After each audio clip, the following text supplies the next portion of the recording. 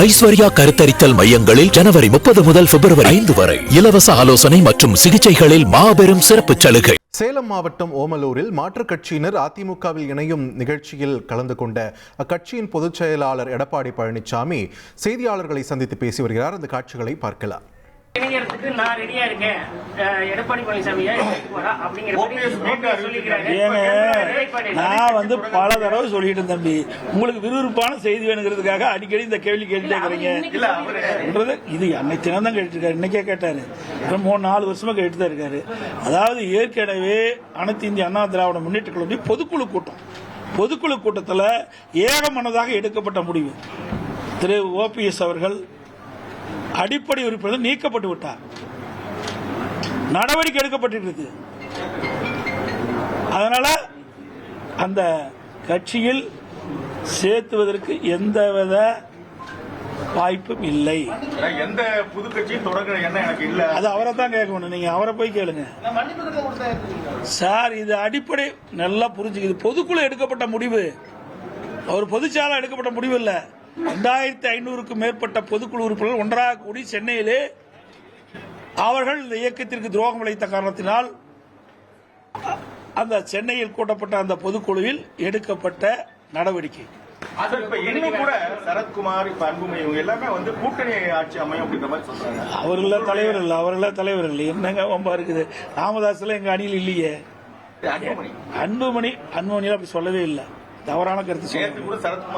அவரு சரத்குமார் ஏங்க, அவர தலைவர், கட்சிக்கு தலைவர் சொன்னீங்களா, கேள்வி கேட்டீங்களா, பரவாயில்ல.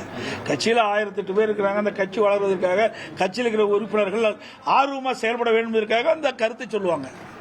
ஒவ்வொரு கட்சியிலையும் சொல்லுவது தானே. அப்பதானே தொண்டை உற்சாகமா பாடுபடுவாங்க. எங்களுடைய அனைத்து இந்திய அண்ணா திராவிட முன்னேற்ற கழகம், நான் ஏற்கனவே பலமுறை சொல்லிட்டேன், அதிமுக தான் ஆட்சி அமைக்கும் சார். இன்னும் தொடங்கல சார். யார் சொல்லியிருக்கிறாங்க?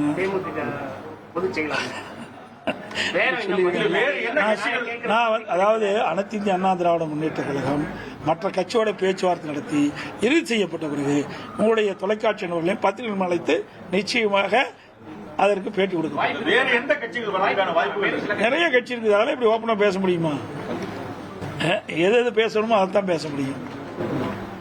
தொடர்ந்து ஸ்டாலின் அவர்கள் பெண்களுக்கு பாதுகாப்பு இருக்கு அப்படின்னு தொடர்ந்து இப்ப கூட மகளிர் மாநாட்டில் பேசிட்டு இருக்காரு.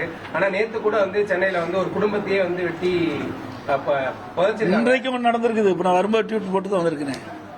தினம் நடக்குதுங்க. ஒரு நாள் 2 நாள் நடக்கல. தினந்தோறும் தமிழகத்தில் பாலியல் சீட்டம் நடந்து கொண்டேதான் இருக்குது. இந்த ஆட்சியில் கண்டுகொள்ளவே இல்லை. அதுக்குண்டான நடவடிக்கை எடுக்கல. எனக்கு ஸ்டாலின் பேசுறாரு, உங்க பத்திரிகை உடனே தானே வருது. அந்த செய்தி வச்சுதான் நாங்க சொல்றோம். இன்றைக்கும் நடந்திருக்குதாக செய்தி வந்திருக்கு. செய்தி அடிப்படையில் நான் ட்விட்டர்ல நான் போட்டுக்கிறேன். கூட்டணி வளமாயிடுச்சுன்னு உங்க தரப்புல சொல்லப்பட்டாலுமே கூட இது ஒரு அழுத்தத்தினால சேர்ந்த கூட்டணி அப்படின்னு எதிர்கட்சியினர் விமர்சனம் பண்றாங்க. ஏங்க கூட்டணி வரலைமாங்க. அப்புறம் 4 மாசத்துக்கு முந்தைய உங்க டிவி பத்திரிகையில என்ன சொன்னீங்க? எடப்பாடி பழனிசாமி கடையை விரிச்சு வச்சிட்டு இருக்காரு, யாரும் வரலைங்க. கூட்டணி எல்லாம் வந்தவர்கள் என்ன சொல்றீங்க? ஆஹா, இது அழுத்தம் கொடுத்து வந்து சொல்றீங்க. இதெல்லாம் வேண்டும் என்று திட்டமிட்டு எதிர்கட்சிகள் அவதூறு பிரச்சாரத்தை பரப்பிட்டாங்க. ஒன்றும் நடக்காது. தெளிவாக நாங்கள் பேட்டியே கொடுத்துட்டோம். பாரத பிரதமர் நரேந்திர மோடி அவர்கள் அங்கே முதல் கூட்டம் தேர்தல் நடைபெற்ற அந்த மதுராந்தகம் கூட்டத்தில் அழகாக பேசினார். அந்த கூட்டம் முடிந்த பிறகு நாங்கள்லாம் எங்களுடைய கூட்டணி கட்சி தலைவர்கள்லாம் ஒன்றாக இணைந்து அற்புதமான பேட்டி கொடுத்தோம். உங்கள் தொலைக்காட்சியெல்லாம் வந்திருக்குது.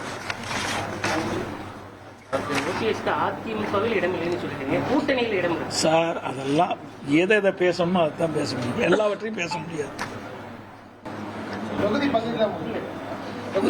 ஒவ்வொரு கட்சியும் எல்லா கட்சியும் முடிவெற்ற பிறகுதான் தொகுதி பங்கெடுப்பாங்க. இன்னும் சில கட்சியோட நாங்கள் பேசிட்டு இருக்கிறோம். அந்த கட்சிகள் எல்லாம் ஒருங்கிணைத்த பிறகு நீங்க சொன்ன மாதிரி எந்தெந்த தொகுதி யாரா இருக்கு, எவ்வளவு சீட்டு மூலம் பிரிக்கப்படும், அப்புறம் எந்தெந்த தொகுதி பிரிக்கப்படும்.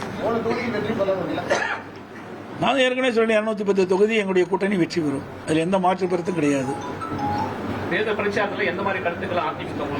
அது எப்படி முதல்ல சொல்ல முடியும்? முன்கூட்டியே சொல்ல முடியாதுல்ல. ஒரு சிலவற்றை தான் சொல்ல முடியும். அப்புறம் அதுக்கு வேல்யூ இல்லாத போயிடும். தேர்தல் என்பது மக்கள் எல்லாம் அவரோட எதிர்பார்த்துட்டு இருக்கிறாங்க. தமிழகத்தில் திராவிட முன்னேற்ற கழகத்தை அகற்றப்பட வேண்டும். அது எல்லா மக்களிடத்திலையும் ஆழமாக பதிந்து விட்டது. மாற்றுனா அதிமுக தான் ஆட்சிக்கு வரும். ஏன்னா அதிமுக ஆட்சியில் ஒரு சிறப்பான ஆட்சி கொடுத்தோம். மாண்பு அம்மா இருக்கின்ற பொழுதும் கொடுத்தாங்க. அம்மா மறைவுக்கு பிறகும் 4 வருடம் 2 மாத காலம் ஒரு சிறப்பான ஆட்சி கொடுத்தோம். எவ்வளவு திட்டங்களை நிறைவேற்றி கொடுத்துருந்தோம் இந்த மாவட்டமே சாட்சி. தமிழ் முழுவதும் ஒவ்வொரு மாவட்டத்திலும் ஒவ்வொரு சட்டமன்ற தொகுதியிலும் அதிமுக ஆட்சி இருக்கின்ற பொழுது மக்கள் கொடுத்த கோரிக்கை நாங்கள் நிறைவேற்றி தந்திருக்கிறோம். ஆனால் திமுக ஆட்சியில் அப்படி இல்லை. தினந்தோறும் போட்டோ ஷூட் எடுப்பாங்க, தினம் ஒரு பேர் வைப்பாங்க. அந்த பேரோட அன்றைய தினம் அவருடைய நிகழ்ச்சி முடிஞ்சு போச்சு. அவ்வளோ பேர் வச்சிருக்கிறாங்க. அதே மாதிரி ஒரு திட்டத்தை அறிவிப்பாங்க, ஒரு குழு போடுவாங்க, அதுக்கு ஒரு தலைவர் போடுவாங்க, அதோட விட்டுருவாங்க. 52 குழு போட்டிருக்காங்க சார். 52 குழு என்னென்ன பணி மேற்கொள்ளதுன்னு வெள்ளேறி கேட்டால் இது வரைக்கும் கிடையாது. இந்த ஆட்சியை பொறுத்த வரைக்கும் வெற்றி அறிவிப்பு விட்டு இன்னைக்கு கவர்ச்சிகரமாக திட்டத்தை அறிவித்து மக்களை ஏமாற்றி செயல்பட்டுக் கொண்டிருக்கிற அரசு இன்னைக்கு ஊழல் அரசாங்கம்.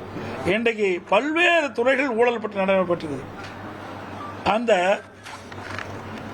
எந்தெந்த துறைகள் ஊழல் நடந்திருக்குது என்ற முறைகேடு நடந்திருக்குது என்ற அந்த பட்டியலிட்டு மேதகு ஆளுநர்கிட்ட கொடுத்து ஆளுநர் நடவடிக்கை எடுக்க சொல்லியிருக்கிறோம். 4 லட்சம் கோடி இது வரைக்கும் நடந்திருக்குது. அது மட்டும் இல்லை, இன்னொரு வேதனையான சமாச்சாரம் பார்த்தீங்கன்னா எவ்வளோ முறைகேடு நடந்திருக்கு பாருங்க. 2026-27 நிதியாண்டின் நெடுஞ்சாலைத்துறைக்கு ஒதுக்கப்பட வேண்டிய நிதியிலிருந்து விதிமுறையெல்லாம் மீறி இந்த மாதமே 2000 கோடி சாலை பணிக்கு ஜனவரி மாதம் ஒப்பந்தம் விட்டுருக்காங்க. அதாவது 2026-27 நிதியாண்டின் சட்டமன்றத்தில் வச்சு அதுக்கு ஒப்புதல் வாங்கி அப்புறம் தான் ஒதுக்க முடியும். இந்த ஆண்டுக்கு இந்த நிதியாண்டில் எந்த யார் ஆட்சிக்கு வராங்களோ அவர்கள் தான் அந்த திட்டத்தை நிதி ஒதுக்க முடியுமா ஒழிய இந்த ஆட்சியில் அதை கூட கடைபிடிக்காம விதிகளை மீறி முறைகேடாக நடந்திருக்குது. அந்த அளவுக்கு எந்த ஒரு அச்சமும் இல்லாம தைரியமா ஊழல் செய்கின்ற ஒரே அரசாங்கம் திமுக அரசாங்கம். அது மட்டும் இல்ல, அதே போல மக்கள் கம்பேர் பண்ண ஆரம்பிச்சிட்டாங்க. தேர்தல் நெருங்க நெருங்க அதிமுக வெற்றி பிரகாசமா இருந்துட்டு வந்துடுது. விரசல் வந்துடுது. தினந்தோறும் நீங்க தானே போட்டுட்டு இருக்கீங்க, ஊடகத்திலையும் பத்திரிகையிலையும்.